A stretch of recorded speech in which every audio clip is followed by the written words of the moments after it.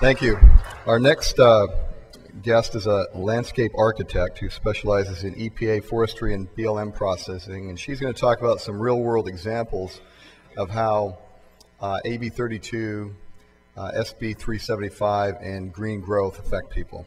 Please welcome Darcy Brandon.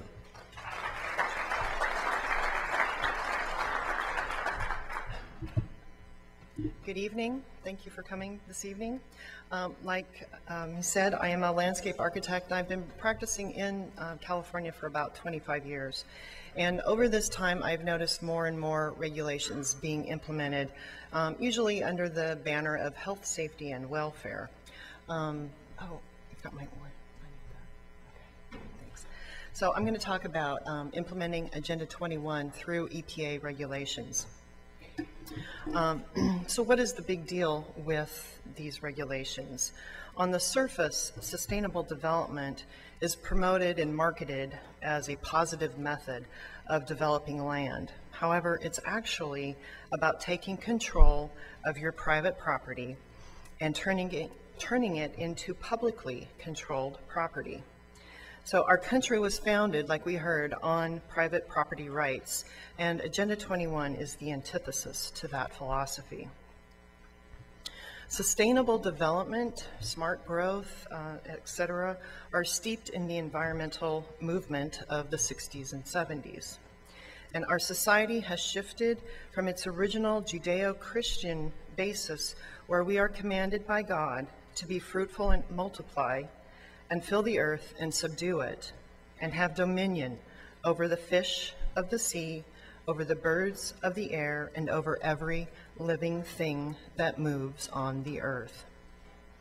Now contrast that with the humanistic environmental religion, where Gaians teach that the earth goddess, or Mother Earth, must be protected from destructive human activity.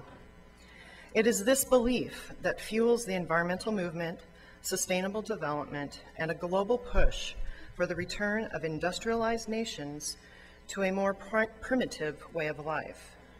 Many prominent environmental leaders, politicians, scientists, and religious leaders profess a literal belief in Gaia, or the Earth Goddess.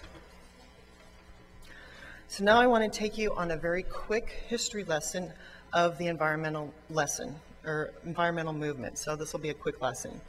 And it started in around 1962 with Rachel Carson's book, The Silent Spring, where she exposed the detrimental effects of DDT. 1968, we had the Club of Rome formed. In 1970, we had the first Earth Day. The EPA was established under President Nixon, and the Clean Air Act was passed. In 1972, the Clean Water Act was passed, and the first UN Conference on the Environment was held. And the Club of Rome released the first book here, The Limits to Growth. And basically what this can be summarized is, as overpopulation will result in sudden and uncontrollable decline of the environment, and environmental sustainability was coined. In 1974, the Club of Rome released the second book, Mankind at the Turning Point, which states that the world is facing overpopulation, food shortages, non-renewable resource depletion, environmental degradation, and poor governance. And in this book, it states that the world has cancer, and the cancer is man. We had the oil embargo in 1974. In 1982, the environmental justice movement began. And Clinton signed an executive order in 1994 dealing with environmental justice. In 1987, the EPA reported that climate change is the biggest environmental threat. In 1992, we had the release of Agenda 21 at the Rio Earth Summit. The Club of Rome put out another document entitled The First Global Revolution, The Time to Act Had Run Out. And in this publication, they stated, in searching for a new enemy to unite us, we came up with the idea that pollution, the threat of global warming, water shortages, famine, and the like would fit the bill nicely. All these dangers are caused by human intervention, and it is only through changed attitudes and behavior that they can be overcome. The real enemy, then, is humanity itself. In 1993, President Clinton put out this publication, Sustainable America, A New Consensus. 97, Clinton signed the federal actions in the Lake Tahoe region, or Keep Tahoe Blue. In 2002, we had the World Summit on Sustainable Development in Johannesburg, South Africa. In 2006, An Inconvenient Truth came out, Al Gore's film and book. 2007, the Supreme Court rules that CO2 and other greenhouse gases are pollutants. Now, do you recall your fourth grade biology lesson where they taught you that we exhale carbon dioxide and plants take that in, use it for photosynthesis, and their output is oxygen, and it's a cycle that just keeps going? So, yeah, I don't quite understand that one, but anyway. 2009, EPA makes the official finding that greenhouse gases are a major air pollutant and subject to the Clean Air Act. So how are these regulations being used? Here we have, and I talked about this afternoon, the Stormwater Best Management Practices with the Clean Water Act. And this ties into Agenda 21, and again, this is Agenda 21, 300 pages, 40 chapters that deals with pretty much every aspect of your life. And so the Clean Water Act ties into Section 2, Chapter 18, Protection of the Quality and Supply of Freshwater Resources. Now, originally, the Clean Water Act was instituted as a point source pollutant bill to prevent chemicals and whatnot from being released into waterways. It has morphed from there to now regulate entire watersheds. And you'll hear a lot about best management practices. In the landscape industry, we have to prevent stormwater runoff from projects, but it's also in your homes, and you'll know it as the high efficiency washers or your low flow toilets. And then also there are the water permitting regulations, and in California there are permit requirements for stormwater, and they are proposing that new permits will increase the cost of permitting by 3 times of what it is currently. And then we have the Endangered Species Act, and I showed you these this afternoon. Here we have the Delta smelt. The Endangered Species Act was passed in 1973 to prevent the extinction of animals and plants that are drastically declining and exist in extremely low numbers. And this begs the question, what is more important, plants and animals or human life and sustenance? We've got the California gnatcatcher that lives in the coastal chaparral. And then we have the burrowing beetle. So you've all heard about the Keystone Pipeline. Well, these little beetles live in the Midwest area, and they had to do biologist reports to find if these little critters lived where the Keystone Pipeline was being proposed. So what is smart growth? Now, if you are here this afternoon, you can't give away my secret. So if I told you that smart growth and sustainable development has some advantages, such as it is more equitable, that everybody gets to live together, we have mixed income levels and diverse ethnic backgrounds and diverse family structures all living in the same area, that high density promotes a sense of community and collective values. Well, isn't that what we all want? Community and common values. And high density development allows easy access to public transportation. And the economic advantages of public transit for getting commuters to and from work are obvious, and it is also an answer to congestion in the city. I mean, doesn't that all sound great? But if I told you that these advantages do not come from the APA's Smart Growth Guidebook, and it's not my theory, but instead, it comes from a book written almost 50 years ago that was put out by the University of Moscow planners. and it was entitled The Ideal Communist City. So here we have smart growth principles and a development in Encinitas that is considered smart growth. There's retail and offices on the bottom, there's living quarters on the top, parking is underneath. It's about 2 blocks from the transit station, 2 blocks from downtown Encinitas. And here we have a comparison of the ideal communist city with smart growth. And in virtually every category, they are identical. The only 2 places where they differ are at the bottom between the private interiors and the height of the building. But the rest are all the same. So we've got high-density housing, mixed-use developments, mixed-income housing, transit-oriented development, discourages auto parking, calls suburbs monotonous, minimizes private yards, and maximizes common areas.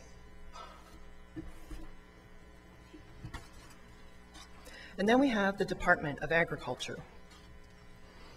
And the thing with the Department of Agriculture is they have a bill called the Farm Bill, and they have to put it out about every 5 years, and it contains 15 different titles dealing with various things such as commodity crops, horticulture, food, livestock, conservation, rural development, energy, forestry, and several others.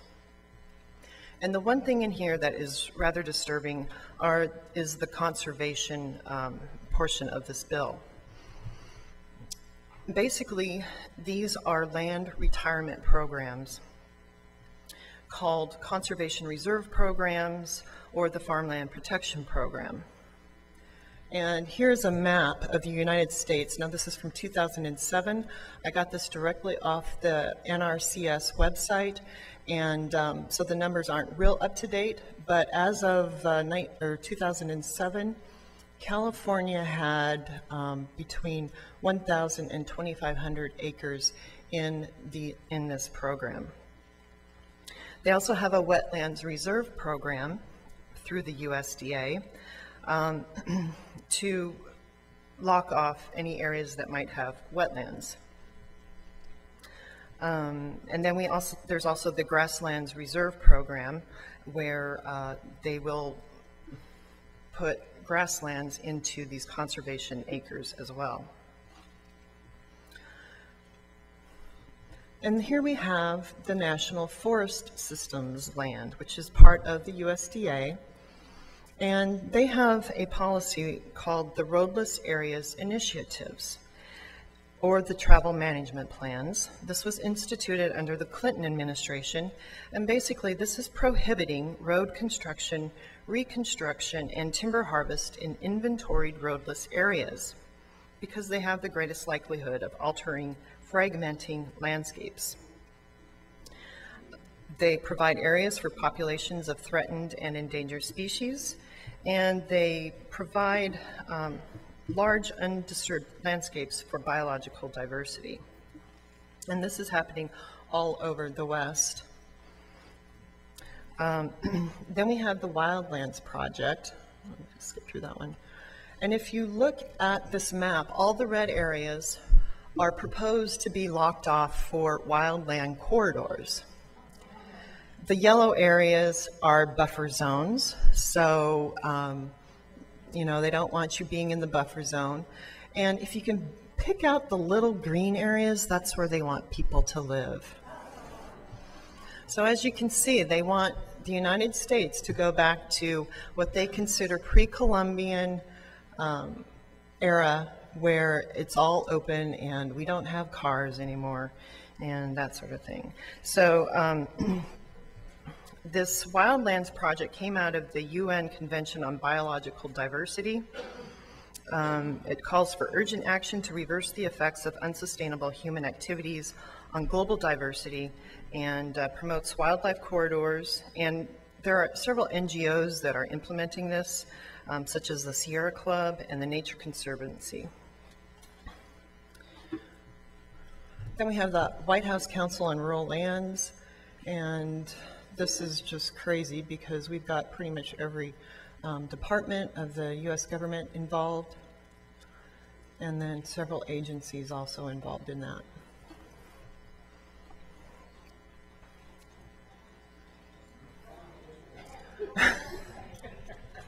I think that's it.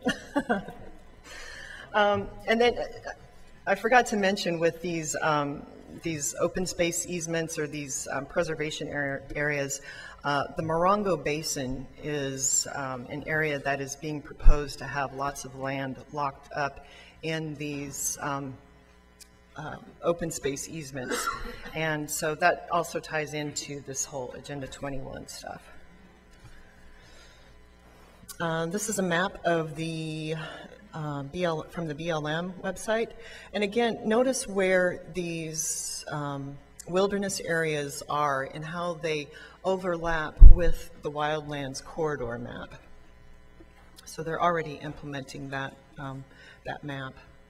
And then here we have a map showing some new legislation. This is through the National Park Service, and it's called the Omnibus Public Land Management Act of 2009. Now, if there was ever a reason to consider the current economic situation a good thing, this is it, because they want to buy land and lock it up in all the dark green areas. So they want, let's see, to create 2 million acres of new wilderness areas, along with national parks, wild and scenic rivers, historic sites, scenic trails, and other protected public lands. Now, according to this article that was put out by the American Society of Landscape Architects, that would be people in my profession, they state that the new law does not go far enough to create a nationwide system of protected landscapes. And these new parks and conservation areas mean the removal of existing families, ranchers, businesses, and the historic people of the area. It means land acquisition by willing cooperation to sell the property or condemnation or eminent domain. So, you know, either willingly give it up or we're just going to come in and take it anyway. And then also the, I don't know if we have any hunters or fishers in the group, but the Fish and Wildlife Service is setting aside land through habitat stamps that you have to buy with your hunting licenses. And as of 2008, more than 19,000 acres in Colorado have been put into these conservation easements. And I could get into the flooding along the Missouri Dam, but I'm probably running short on time. The Missouri River last summer had the worst flooding along there in history. And these dams are run by the Army Corps of Engineers, and they state that they are managing them properly. But I found it was a PowerPoint presentation on their website that stated that the management of their dams had absolutely nothing to do with the Endangered Species Act. However, they have other documentation that states that that is part of their management plan, is protecting natural habitat. So this is the Missouri River Basin map, and this is the area that flows into the Missouri River. And this is the result of the Army Corps of Engineers management through last summer. And you can see the widespread flooding. The picture on the top right is I-29. It's a freeway, a 4-lane freeway that runs north and south along the Iowa-Nebraska border. And it was completely flooded all summer long, under about 4 to 5 feet of water. So there was a lot of devastation there this summer. Farmers pretty much lost everything that they had. So where do we get these regulations and policies? The Club of Rome, and I mentioned them earlier, and who are they? It's an environmental think tank promoting earth reverence and New Age philosophies. They believe that the earth is being harmed and a new system of global governance and control is the answer. And who are some of the members? Well, Al Gore, for one, Maurice Strong, who wrote the foreword in Agenda 21, Mikhail Gorbachev, David Rockefeller, Bill Clinton, George Soros, Henry Kissinger, Bill Gates, Jimmy Carter, and then some others from Europe are also in it. And then we've got Agenda 21 from the Rio Earth Summit. And then we have lots of NGOs that are part of this. And these are just some of them that I came up with. ICLEI is part of the where regulations and whatnot originate. Then we have public-private partnerships, or PPPs. You'll hear that quite frequently. And this is basically a business arrangement between a city, a county, and a private corporation or foundation. It could be with universities or associations. And basically, it is corporate fascism. So what are the implications of these regulations? I went over one this afternoon with the client that I had with the pool project. Our farming, either we have no farming or we have higher costs of farming. So the whole Central Valley is basically a dust bowl now. The picture on the right is showing the avocado and citrus orchards in Valley Center, just north of Escondido. And they've had their water cut back and their water rates raised to such a high rate that they can no longer afford to water their trees. So they're having to just cut them down because they can't afford to grow the food anymore. And then in the Midwest, where I grew up, they have to work around wetlands and other areas, which costs their fuel and just increases the amount of time it takes them to do their job. I went to a Water Smart conference in San Diego a few years ago. And in this conference, they talked about changing the social norms, expectations, and perceptions using peer pressure. Now, I thought we were all supposed to get over peer pressure when we were in junior high and high school, but they're still trying to use it on us. And they stated that momentum for cutting back water goes from resistance to acceptance to a way of life.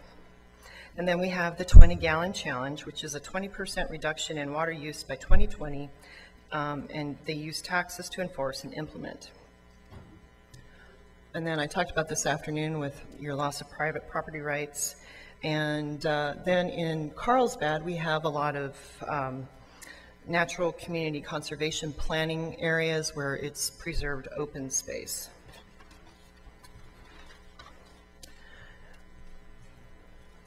And here's a map showing these NCCPs, and you can see the progression of the amount of land put into these conservation acres. So in 2000, there was just a little bit down in Southern California. In 2005, you can see some up in the northern part of California, and then a little bit more down in Southern California. And now look in 2010 at how much land has been put into these natural community conservation plans. So what is our call to action? Knowledge. Get educated. Speak out. Contact the media and let them know what's going on. Protect your land. And I think that's it. So again, thank you so much, and thank you for coming.